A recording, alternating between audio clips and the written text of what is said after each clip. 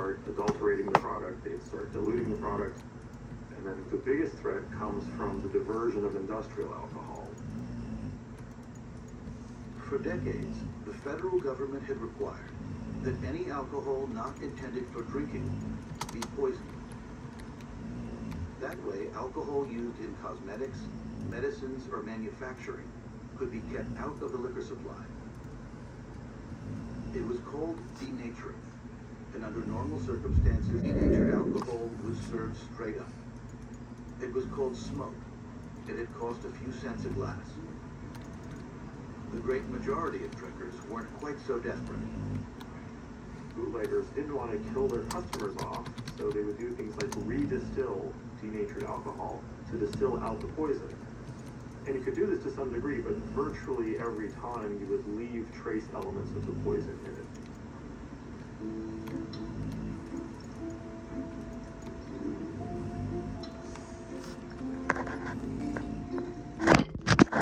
Norris asked the FBI to analyze samples of liquor that had been found near the victims. He identified a bewildering array of poisons: methanol, gasoline, benzether, formaldehyde, and more. Most of them were there by order of the federal government.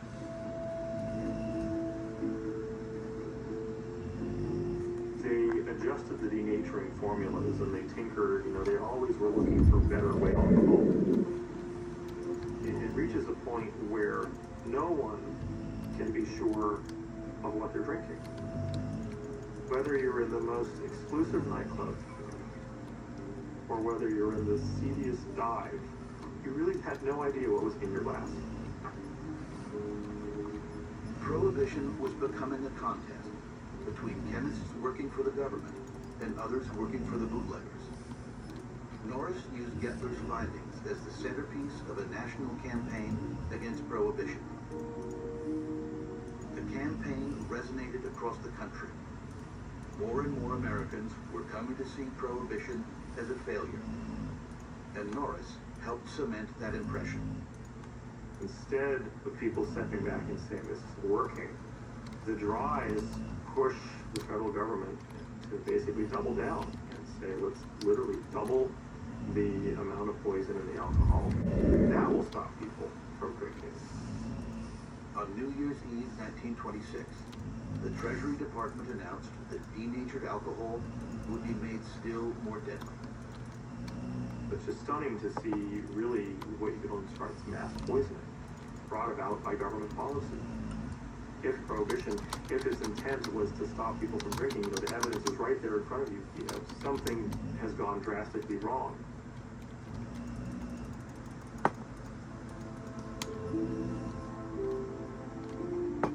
By New Year's, the refrigerators in the morgue at Bellevue were full, and corpses lined the hallways. Norris spent the day chronicling the epidemic. Garvin John, 32 years old, found unconscious at 32nd Street and Broadway at 1:30 o'clock this morning. Gordon Mabel, 31 years old, of 40 East 133rd Streets. George F. Carlisle, 42, 215 West Washington. John, 40 years old, found dead in a hallway at 3 Harlem Parks. Unidentified man about 28 years old, remained arrested unknown. Patrick Henry, 48 years old, was outside Federal President unidentified man about 60 years old, found at 1306 East Disney Palace, 4 years old, 300 West 12th Streets. Death to Norris.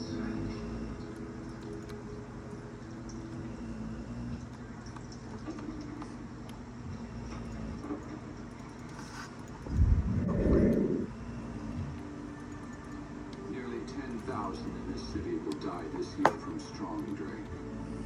Our national casualty list for the year from this one cause will outstrip the toll of the Great War. These are the first fruits of prohibition. This is the price of our national experiment in extermination.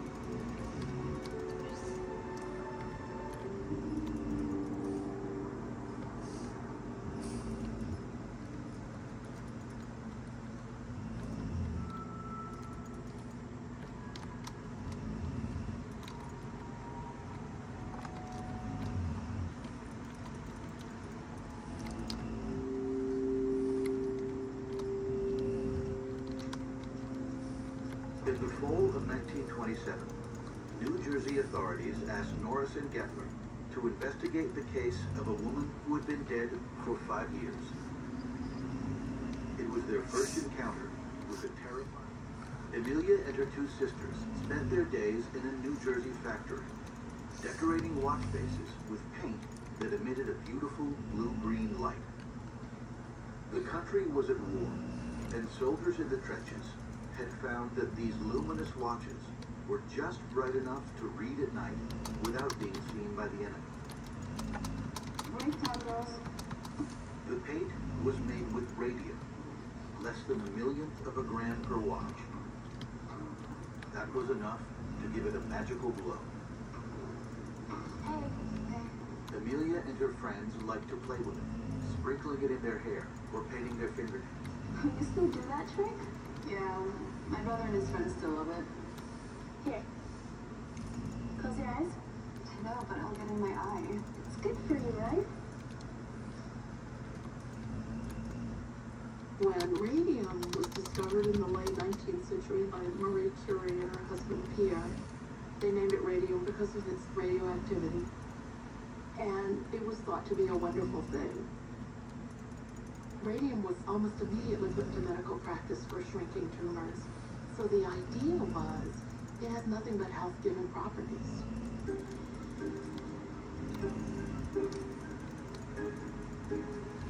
Within no time, radium was being used to treat everything from acne to insanity. Children were fed radium-laced candies and sodas. Women bought radium-based facial creams. And radium clinics offered free injections of the new wonder drug. It was understood that, like most medicines, radium could be hazardous. But everyone assumed that any danger was fleeting, that radium would pass through the body. Radium tape. Then you're just thinking you're doing something good for yourself, right? You just have a little extra exposure to this wonderful, healthy element. In 1921, after 4 years in the factory, Madja had to quit her job. She had been losing weight, and her joints ached terribly. She developed anemia and bled constantly from the mouth. Within months, Amelia's lower jaw had disintegrated so badly that her dentist removed it by lifting it out with his fingers. Amelia Madja died on September 12, 1922, at the age of 25. The death of a young immigrant wasn't news, but Amelia was only the first. The next year, another dial painter died a similar death, and then another, and then another. By 1925, 5 were dead, and several others, including Amelia's 2 sisters, were showing the same terrifying symptoms: anemias, ulcers, tumors, and decaying bones. It was a miserable death, and it didn't occur quickly. Of course, the radium company said radium was not the problem. They were not acknowledging any responsibility. Many of the victims hadn't shown any symptoms until long after they had left their jobs. No one for years. Despite the company's denials, the local medical examiner, Harrison Martin, was convinced that radium was the killer. If that was true, he was up against an entirely new poison. In the fall of 1927, he asked Norris and Gettler for help. Gettler devised a test to find radium in a set of human remains. And on October 15th, the body of the first known victim was delivered to Bellevue, Amelia Madja.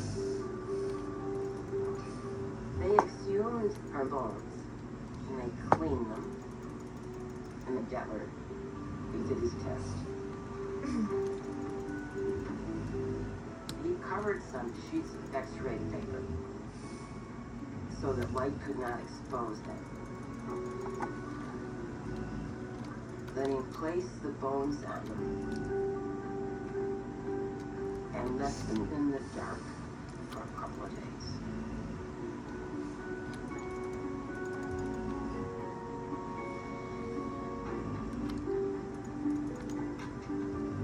when he returned and removed the paper, he saw where the bones had been placed.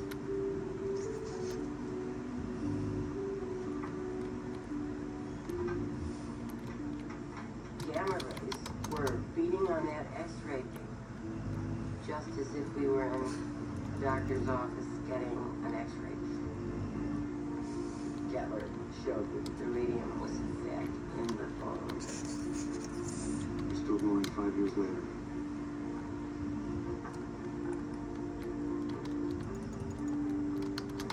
Confronted with Gettler's findings, Amelia Maja's former employer was forced to offer compensation to some of the survivors. But he still insisted that the tragedy would continue to unfold for decades, as over 100 dial painters were slowly poisoned by the radium in their bones. These ladies were doomed. They would take that brush and bring it to their lips to get a fine point on it. Radium was going right into their bloodstream through their mucous membrane.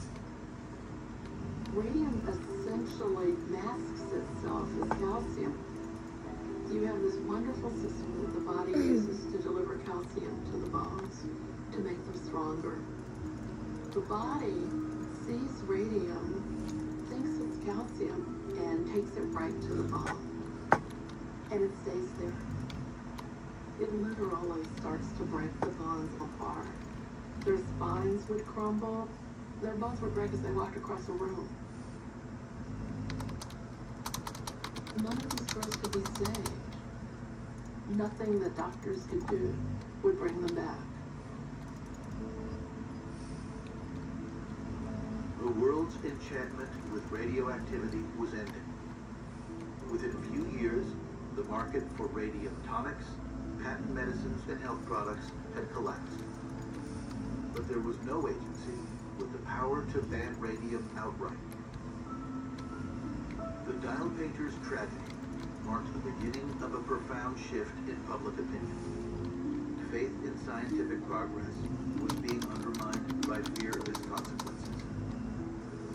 Norris and Gettler had been sounding that warning for years, urging the government to protect its citizens.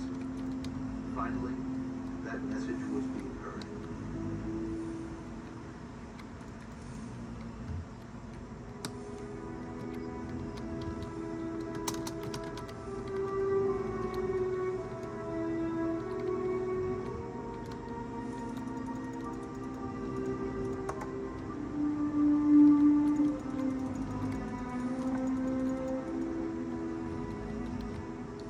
New York is a very different city once the Depression hit.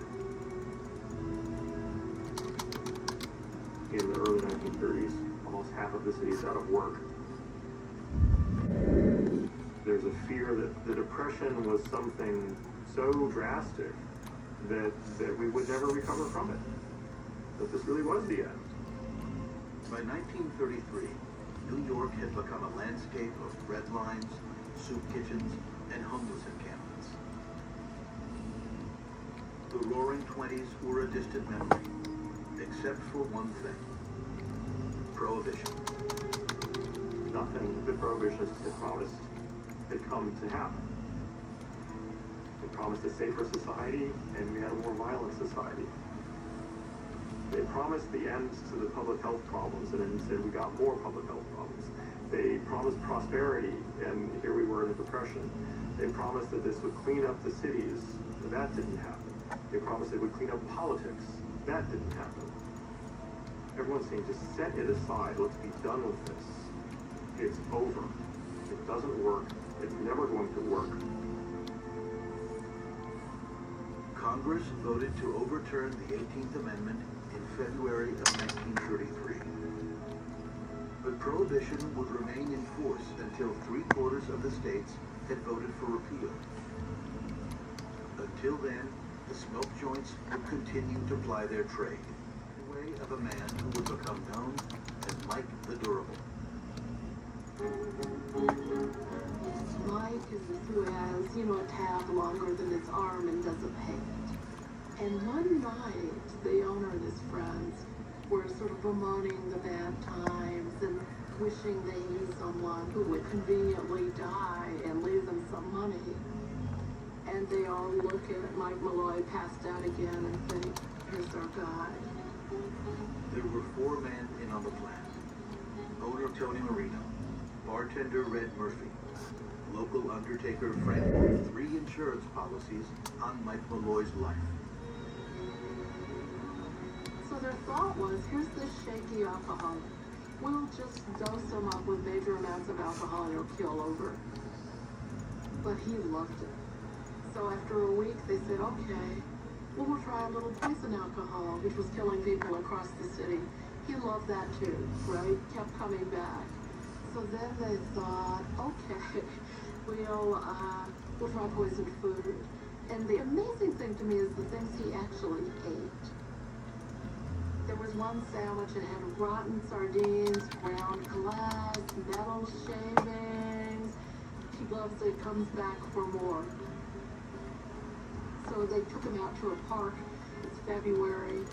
Pour ice water on him, figuring he'll die of pneumonia. No, the ice water just wakes him up. He goes back to the bar and sleeps it off. And so finally, they wait till he's unconscious, lie him down in the street, and persuade a taxi driver to hit him with the car. But does he die? He does not. He is knocked to the sidewalk where some very helpful policemen rescue him. About a week later, he comes back. You know, he has a broken arm and a bad headache. It was bartender Red Murphy who finally solved the problem that was Mike Malloy. He and Kreisberg rented a room, liquored Malloy up until he passed out, and then rigged a rubber tube from a gas jet to his mouth. It took just an hour for the carbon monoxide to finally kill him. The conspirators got their payoff and set about enjoying the fruits of their labors, until the police picked up rumors of the affair.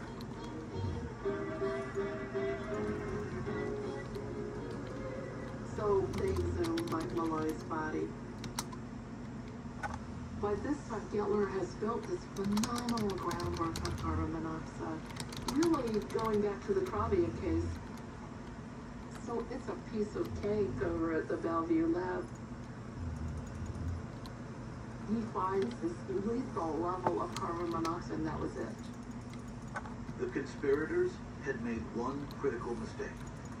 In his haste to finally put Mike Malloy in the ground, Undertaker Frank Pasqua neglected to embalm the body. Had he done so, the embalming fluids would have destroyed all traces of carbon monoxide. But as it was, Gettler was able to provide the evidence that sent all 4 men to the electric chair. They were soon forgotten, but durable Mike Malloy would live on in memory as the subject of songs, plays, novels. How about 5105 and 5218? Yes. Papa. From the tin. Well, we know Coco wasn't in the weapon. Okay, we've got him up quickly. Gettler proved that the cocoa hadn't been poisoned at all. Rather, copper from the tin had leached into the powder. The pathologist who first tested the cocoa had mistaken one for the other. The case against Frederick Gross was starting to fall apart. So they exhumed the bodies of everyone who died. And Gettler discovers the thallium is in the bodies of all these dead children, but not in the mom. That she had coincidentally died of encephalitis. So the police were left with 5 bodies, no motive, and no means of establishing exactly how the thallium had got into the victims. But when they started talking to neighbours, it emerged that Mother Catherine... On May 20th, 1935, a Brooklyn magistrate dismissed the charges against Frederick Gross. Although Gross had suffered terrible loss, he had been spared an even greater injustice. Had he been condemned to die, it's unlikely that anyone would have questioned the verdict. What was left of Gross's life, he owed to Alexander Gettler. Gross went straight from the court to the hospital where his only surviving son was recovering. Seeing the little bald boy in the crib, he started to cry. The 5-year-old asked his father why he hadn't come to see him on visiting Sundays. Gross replied, "Son, I was busy."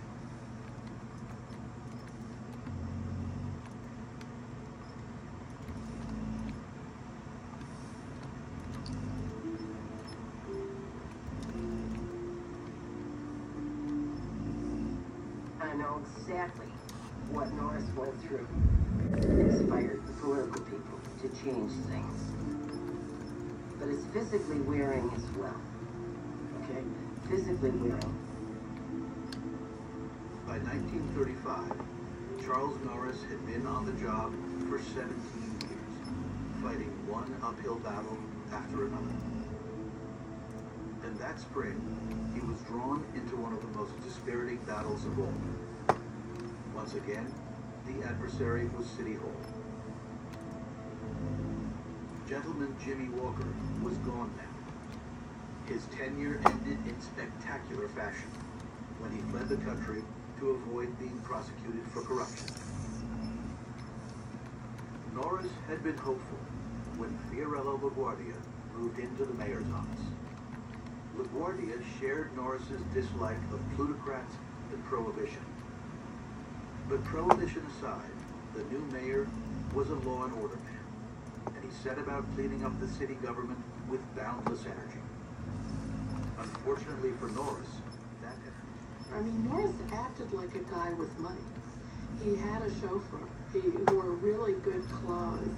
If you were a suspicious mayor, which LaGuardia was, you'd say to yourself, never mind his private income, this is a guy on the take. In May of 1935, LaGuardia accused Norris and his staff of embezzling almost $200,000. Norris's public humiliation went on for almost a month before investigators finally acknowledged that not only had he not stolen anything, but that he had in fact spent substantial amounts of his own money to sustain the department. Norris had had enough. In June, he left the country for a long-delayed vacation. But when he returned to work in the fall, he hardly seemed rejuvenated. He moved slowly and joked with Gettler about being too old for the job. On the evening of September 11th, 1935, Charles Norris's heart finally gave out. When Norris died in 1935, there was this phenomenal outpouring from people right down to secretaries talking about how much he had taken care of them. You know, was living in Lowell, Long Island, and was a housemate of Ada Applegate's. So once the police had this information, they realized, wait, Ada Applegate has been buried today, so they immediately went rushing off to the church, and the funeral service was actually underway when the police came storming in and demanded everything had to be stopped right now. We need the body. Because there was no poison specialist in the area, the police sent Ada Applegate's remains to the most famous toxicologist in the country. Everywhere he looked, Gettler found arsenic, 4 times the lethal dose. The police didn't have to look far for their suspect. Among the mourners at Ada Applegate's funeral was Fanny Creighton. They brought her in for questioning. To their astonishment, she wanted to talk about her past.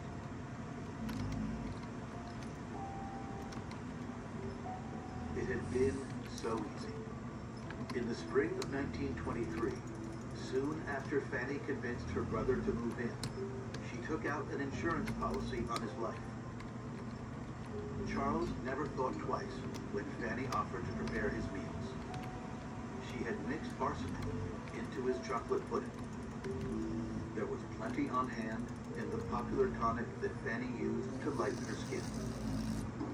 Fanny Creighton, she is the stuff that novels are made of. poison her own brother for $1,000 life insurance policy.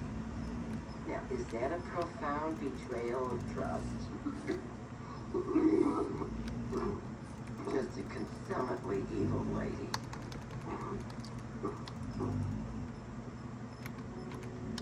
But Fanny had already been declared not guilty of the murder of her brother. She couldn't be tried twice for the same crime. If Fanny was to be convicted of anything, the police would have to solve the killing of Ada Applegate. Initially, the police suspected that there was a love affair between Fanny and Everett, so maybe they killed his wife with collusion. But the more they dug into it, they found that no, it was far, far more sinister than that. Ada Applegate's husband was very unhappy in his marriage, but the person he fixed on was not Fanny Creighton, but Fanny Creighton's 15-year-old daughter. He decided that she was the girl for him. And what's really creepy about this is that so did Fanny.